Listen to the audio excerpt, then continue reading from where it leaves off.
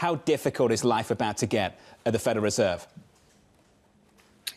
Well, it's never an easy path when you get to a time like this. But remember, Jonathan, this institution was by design anticipating that there would be political influences on it. And so a lot of safeguards were put around it to allow the individuals that sit around that table to really maintain their focus on the American public and the mandate that was given to it by Congress. There is a confusion, though, Esther, given the fact that a lot of the potential proposals would have a fundamental effect on the trajectory of the economy, and that's certainly what the market seemed to be responding to.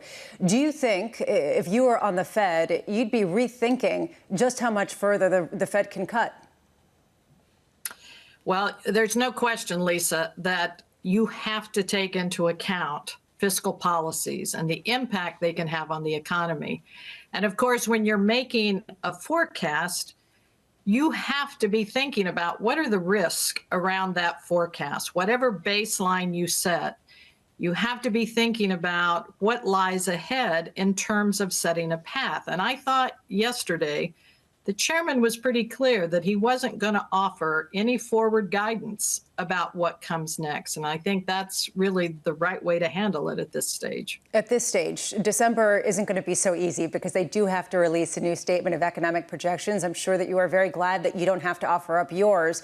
How do they signal a potential scenario analysis around something that the market is actively considering and responding to?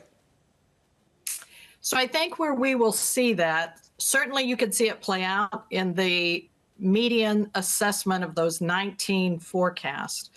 But you'll also see it in the statement where this committee will talk about the balance of risk, and they will talk about their own assessment of what the path ahead might look like. Today, they're relying on what they know, which is we have the economy that's handed to us.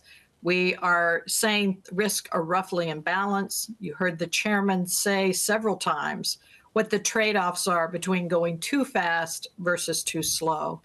And so it will be a while before they get any clarity on what steps will be taken in Congress, in the administration, that will begin to bend the curve of those forecasts.